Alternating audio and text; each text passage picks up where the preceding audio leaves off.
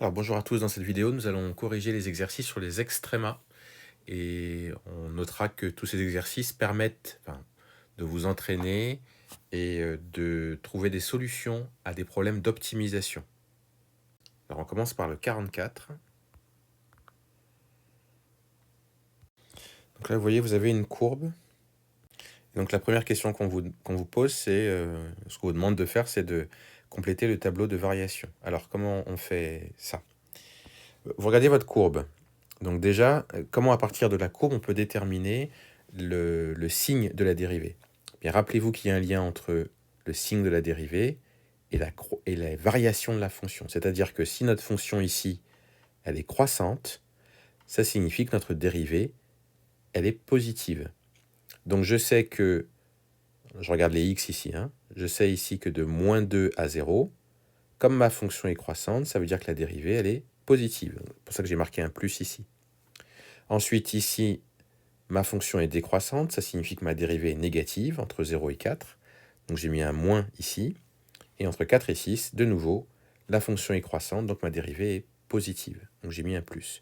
Et puis après, il suffit de suivre le signe de la dérivée. Là, c'est plus, donc c'est croissant, moins décroissant, plus croissant. On regarde ici 0, son image c'est 30. Pourquoi? Parce que vous voyez ici 0, son image c'est 30. On regarde sur la courbe. Moins 2, alors moins 2 c'est ici, alors c'est pas moins 2 ici, alors là j'ai fait une petite erreur. Au niveau de moins 2, ça a l'air d'être 0. Voilà. Alors en fait c'est peut-être le livre même qui a fait une erreur. Ensuite, donc au niveau de 4, vous voyez ici, on nous donnait moins 2, et puis au niveau de 6, vous regardez, ça fait 30. Donc c'est pour ça que j'ai 30 ici. Donc voilà comment on peut faire le tableau de variation de premier. Ensuite, là, le QCM, on vous dit la fonction f admet un extrémum local en x égale. Alors vous voyez en fait qu'il y a deux extrémums locaux. Il y a celui-ci et celui-là. C'est-à-dire qu'on a 30 et moins 2 au niveau des extrémas. Alors ils sont atteints pour x égale combien? Bien, vous voyez que le 30 ici, il est atteint pour x égale 0. Et le moins 2, il est atteint pour x égale 4. Donc c'est pour ça qu'il y a deux solutions, x égale 0 et x égale 4. Donc c'est B et C pour le deuxième. Pour le 3, on vous dit 30 est le maximum de f sur moins 2, 6. Bon ben, il faut regarder, moins 2, 6. Le maximum, on voit bien que c'est 30. Donc ça, c'est vrai. Et puis, si x appartient à moins 2, 6, qu'est-ce qu'on peut dire de f de x? Est-ce que f de x appartient à 0,30? Ben, vous voyez que sur cet intervalle-là, f de x, il n'est pas compris entre 0 et 30, simplement. Il est compris entre moins 2 et 30. Donc, comme on a f de 4, par exemple, qui fait moins 2, ça veut dire que ce qu'ils vous disent là est faux. Ensuite, dans le petit 4, parmi les courbes ci-dessous, indiquez celle qui pourrait représenter la dérivée de f. Alors, vous avez vu ici, grâce au tableau de variation, on sait que la dérivée est positive, d'abord, sur moins 2, 0. Ça veut dire que la courbe doit être au-dessus de l'axe des abscisses, sur moins 2, 0. Alors du coup, on regarde les trois courbes que l'on a. Sur moins 2, 0, donc c'est ici, on voit bien que cette courbe-là, elle est au-dessus de l'axe des abscisses. Par contre, celle-ci, c'est pas le cas, elle est en dessous, sur moins 2, 0. Mais celle-ci, c'est bon, elle est au-dessus. Ça peut être l'une ou l'autre déjà. Ensuite, sur 0,4, elle est négative, donc elle doit être en dessous de l'axe des abscisses. C'est le cas ici, elle est en dessous. Et là, c'est pareil. Et par contre, après, elle doit être au-dessus, puisqu'on a plus. Et bien à partir de 4, elle est bien au-dessus de l'axe des abscisses, celle-là, et puis celle-ci aussi. Donc on a deux possibilités là, celle-là ou celle-là. Donc c'est les deux courbes possibles, C1 et C3. Voilà donc pour le 44. Alors on va passer maintenant au 45. Alors dans l'exercice 45, on vous donne une fonction définie et dérivable sur moins 3, 2. On vous demande dans un premier temps de la calculer la dérivée. Bon, en la calculant, vous voyez que c'est c'est la D, c'est-à-dire que c'est égal à 3x carré plus 2x moins 5. Hein, puisque la dérivée de x au cube, c'est 3x carré, la dérivée de x carré, c'est 2x, et la dérivée de moins 5x plus 3, c'est moins 5. Alors ensuite, on vous demande de dire quel est l'extrémum, ou quel extrémum local elle admet, et pour quelle valeur de x. Donc dans ce cas-là, ce qu'il faut calculer, c'est cette équation-là. Puisqu'on rappelle que pour trouver un extrémum local, il faut trouver les valeurs de x telles que f' de x égale 0. Donc ça égale 0. C'est une équation du second degré, on calcule delta que l'on trouve ici, on en déduit x1 et x2. Donc ça veut dire que pour x égale moins 5 tiers et pour x égale 1, on obtiendra des extrémas locaux. Donc du coup, vous avez deux solutions là, vous avez le petit a et le petit b. Alors c'est pas le petit a et le petit b, c'est...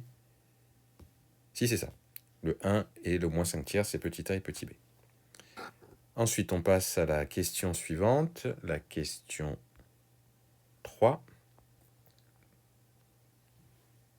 On vous demande quel est le minimum. Pour ça, on va utiliser ce qu'on a fait juste avant. C'est-à-dire que ici, on avait les racines polynômes, donc c'est-à-dire qu'on avait les solutions là pour que 3x carré plus 2x moins 5 égale 0, donc c'était ici, hein, c'était 1 et moins 5 tiers. Donc, comme delta est positif, on sait que notre polynôme va être du signe de 3 à l'extérieur des racines et du signe de moins 3 à l'intérieur des racines. Donc c'est pour ça qu'on obtient ici le signe de 3 à l'extérieur des racines, c'est plus, et donc moins à l'intérieur des racines. Hein, puisque les racines sont là, l'intérieur des racines, c'est ça. L'extérieur, c'est ça. Donc du coup, notre fonction, elle est croissante, décroissante et croissante. On note du coup ici que le minimum, il est atteint ici et là. Puisque là, f de moins 3, ça fait 0. Et on voit aussi que f de 1, ça fait 0. Donc le minimum est atteint, le minimum c'est 0, il est atteint pour x égale moins 3, x égale 1. Donc du coup, la réponse, ça sera la C. Voilà donc pour l'exercice 45. Alors passons à l'exercice 47 maintenant. Dans la première question, vous avez une fonction qui est définie sur 0 plus l'infini, 0 exclu. On vous demande d'utiliser la calculatrice pour la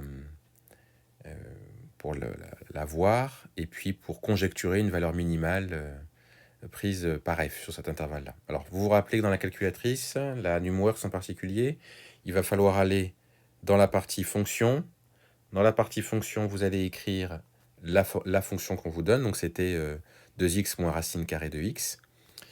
Et après, vous allez dans graphique pour regarder la valeur. Alors, il faudra bouger avec vos flèches pour pouvoir... Vous voyez, ici, là, j'ai un point. On peut le bouger pour essayer de voir à peu près quelles sont les valeurs ici. Bon, moi, quand j'ai pris les valeurs ici, j'obtenais à peu près un minimum, donc une valeur ici, à peu près égale à moins 0,125, et qui était atteinte pour x est égal à 0,06 environ. Alors maintenant qu'on a conjecturé, on a supposé avec la courbe, maintenant on va essayer de le démontrer, ça. Et pour le démontrer, on va donc calculer la dérivée, puis les variations. Donc, notre fonction, c'est celle-ci. Elle est dérivable sur 0 plus l'infini. La dérivée de 2x, c'est 2. Dérivée de racine de x, c'est 1 sur 2 racines de x. Je mets après tout ça au même dénominateur. Donc je multiplie par 2 racines de x en haut et en bas pour le 2 sur 1. Et j'obtiens ça. Alors, vous notez que ceci, au dénominateur, est toujours positif. Donc, en fait, il ne va pas intervenir pour le signe de la dérivée. C'est ça qui va intervenir pour le signe de la dérivée. Et donc, c'est pour ça que je résous ici l'inéquation pour essayer de voir, voilà. Je fais 4 racines de x moins 1 supérieur à 0. À quel moment, donc, pour quelle valeur de x c'est supérieur à 0? Bon, on fait passer le 1 de l'autre côté. On divise par 4 de chaque côté. On obtient donc ça. Après, je mets le tout au carré. Je rappelle que comme ça, c'est positif, quand je mets au carré, ça ne change pas le sens de l'égalité. Ça ne devient pas inférieur, par exemple. C'est ça que je précise ici. C'est la propriété de seconde. Quand on a a plus petit que b et que a et b sont positifs, quand je mets a au carré et que b au carré, je ne change pas le sens de l'inégalité. Ça, il faut le préciser absolument, parce que ça justifie la raison pour laquelle ici j'ai supérieur, et ici j'ai aussi supérieur. Ensuite, je rappelle aussi, truc de seconde, que racine carrée de x au carré, ça fait valeur absolue de x. Mais bon, dans la mesure où notre x est positif, puisque on a dit dans l'énoncé que notre fonction était définie sur 0 plus l'infini, donc les x sont positifs, ça veut dire que ma valeur absolue de x, c'est égal à x. Je rappelle que la valeur absolue, ça a pour effet, alors je ne vais pas être très mathématique en disant ça, mais ça a pour effet de rendre positif tous les nombres possibles. Donc c'est pour ça que racine carrée de x, le tout au carré, ça donne valeur absolue de x. Ça ne donne pas x tout seul, mais valeur absolue de x. Ça donne x tout seul quand x il est positif. Et là, comme on le disait, on sait que x est positif, donc c'est pour ça que je peux enlever les valeurs absolues. Donc 1 quart au carré, ça fait 1/16e, 1 quart fois 1 quart. Donc du coup, voilà. Et puis là, je justifie bien pourquoi ma valeur absolue de x est égale à x. C'est parce que mon x, il est positif. Maintenant que j'ai ça, eh bien, je peux faire mon tableau de signes. Je sais que alors, ma valeur interdite, c'est 0. X peut pas être égal à 0. C'était dans la définition, l'ensemble de définitions de la fonction f, donc on ne met pas 0. Ensuite, ben là, j'ai vu que quand x est plus grand que 1 sur 16, alors 4 racines de x moins 1 est positif. Donc x plus grand que 1 sur 16, c'est là. Donc mon signe, c'est positif ici. Donc du coup, négatif de l'autre côté. Ça me donne donc décroissant, croissant. Et là, ben, j'ai l'image de 1 sur 16 que j'ai pas... De 1 sur... oui, l'image de 1 sur 16 que j'ai pas calculé. Mais en tout cas, quand vous... Ah si, on demande de le calculer dans la question suivante. Voilà, quand vous le calculez, vous obtenez... je remplace donc x par 1 sur 16. Ça me donne ça. Donc 2 fois 1 sur 16, c'est 2 sur 16. Racine carrée de 1/16e, c'est 1 quart, puisque 1 quart fois 1 quart, ça fait 1/16e. Je mets au même dénominateur et ça me donne ça. Voilà, donc j'obtiens bien moins 0,125, c'est ce qu'on avait supposé au tout départ, et c'est atteint pour 1 sur 16. Voilà. Alors passons maintenant à l'exercice 49. On a une fonction définie sur R, x sur x carré plus 1. C'est un petit peu pareil que pour le 47, il faut d'abord conjecturer, et puis après on démontre. Donc on utilise la calculatrice, on fait la même chose. On constate ici qu'il semble y avoir un maximum atteint là, et un minimum atteint ici. Là, on dirait que c'est environ 1. Et puis, ça, la valeur atteinte ici, donc le maximum, ce serait 0,5.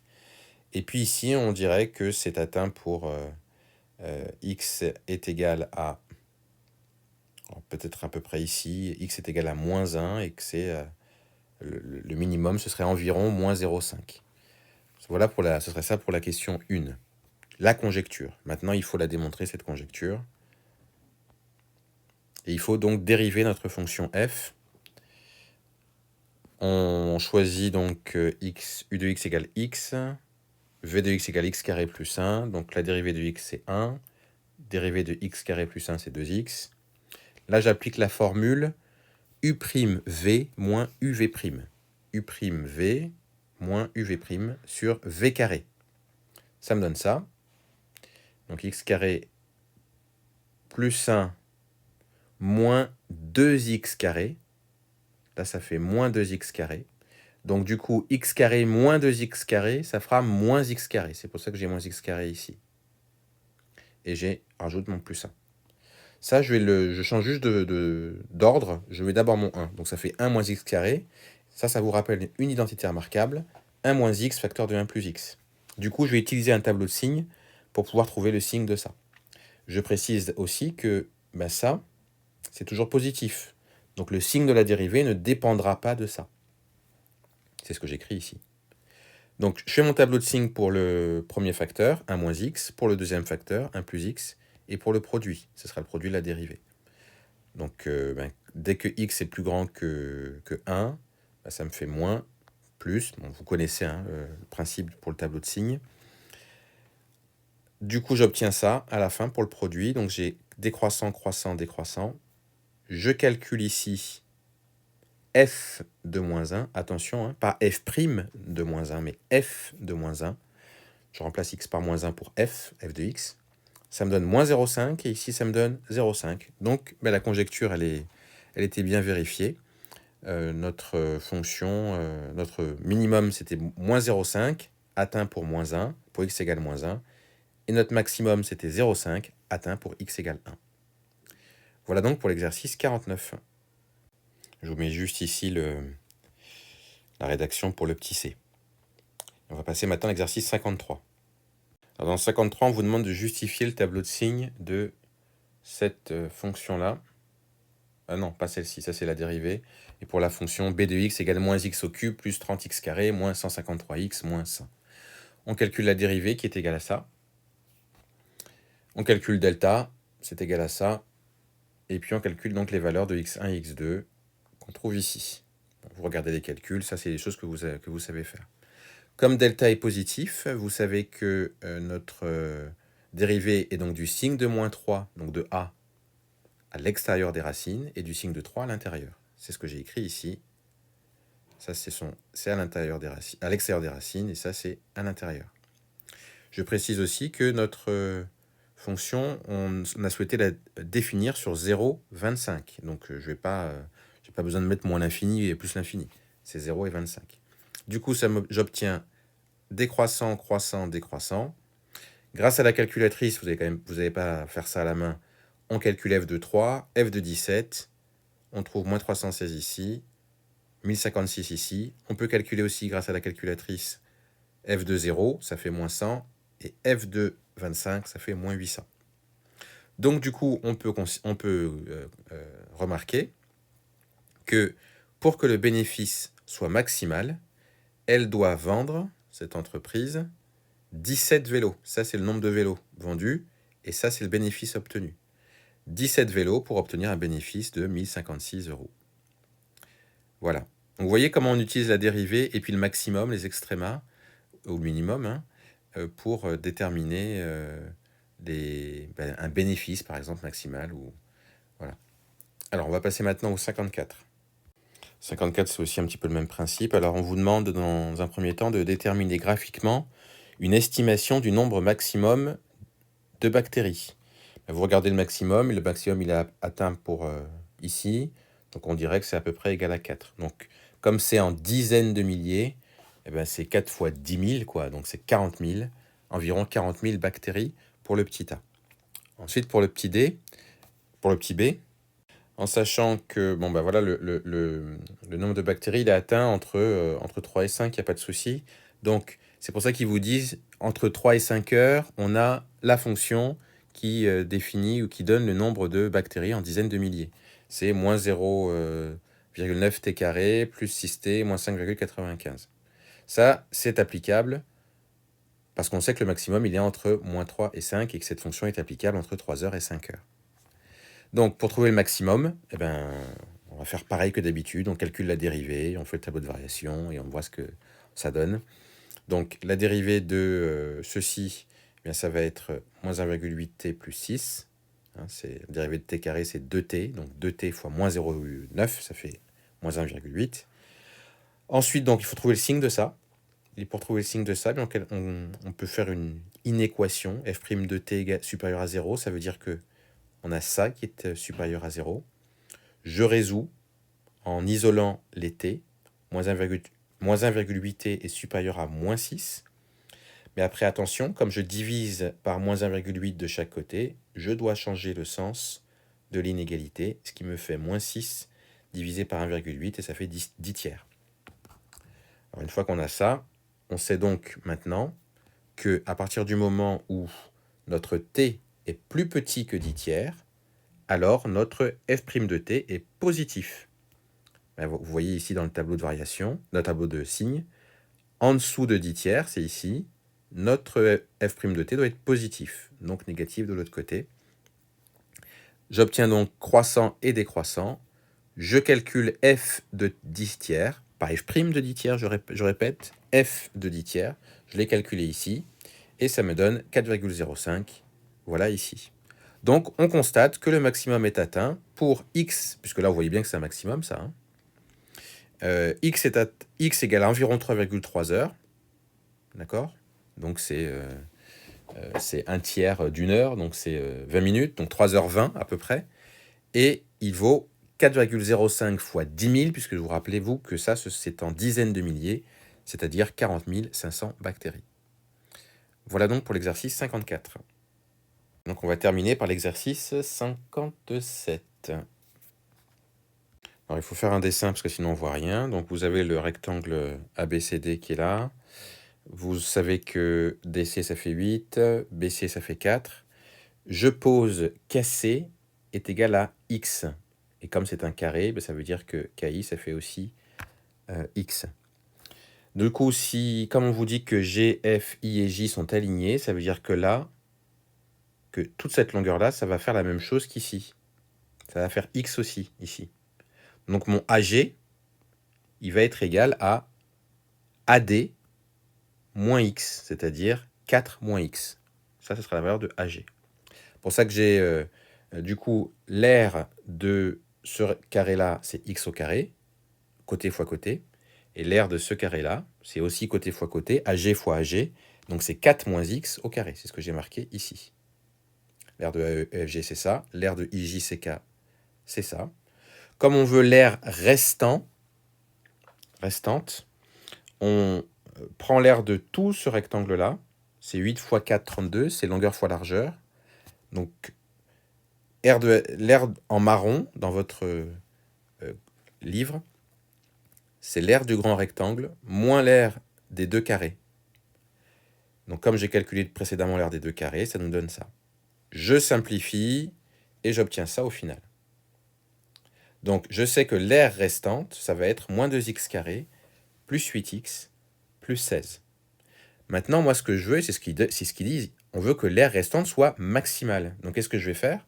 Je vais même principe que précédemment, c'est-à-dire que je calcule la dérivée, je fais le sens de variation de la fonction, et je regarde, du coup, quel est le maximum. Bon, je calcule la dérivée de moins 2x carré plus 8x plus 16. Dérivée de moins 2x carré, c'est moins 4x. Dérivée de plus 8x plus 16, c'est 8. Donc, c'est ça la dérivée. Je veux faire donc un tableau de variation. Donc, je résous l'équation. Moins 4x plus 8 supérieur à 0. Ça me fait moins 4x supérieur à moins 8. Je divise par moins 4 de chaque côté. Donc, je change le sens de l'inégalité. On rappelle, parce qu'on divise par un nombre négatif. Ça me donne donc moins 8 sur moins 4. Et ça me fait donc x inférieur à 2. Mais x sont forcément compris entre 0 et 8, puisque si on regarde ici, c'est ça, mon x il peut être sur cette longueur-là, donc ça peut pas être plus grand que 8, et ça peut pas être plus petit que 0. Donc c'est entre 0 et 8. Donc du coup, je mets mon 0,8 ici, mon 2 ici, puisque c'est là où ça s'annule, ça. Et j'ai dit que dès que mon x est plus petit que 2, ma dérivée, elle est positive. X plus petit que 2, c'est là. Ma dérivée est donc positive. Et donc négative ici. J'ai donc croissant, décroissant. Je calcule ici f de 2, que j'ai calculé là. Et j'obtiens 24. Je remplace x par 2 et j'obtiens 24. Donc ça veut dire que, là on voit bien que le maximum est atteint pour x égale 2. Et le maximum, ce sera donc 24. Pour x égale 2, si vous regardez, ça signifie que ça fait 2. Et donc, comme tout ça, ça fait 4, ça revient à dire que J, c'est le milieu de BC. Et puis que G, c'est le milieu de AD. Voilà. Voilà donc comment on peut résoudre l'exercice 57.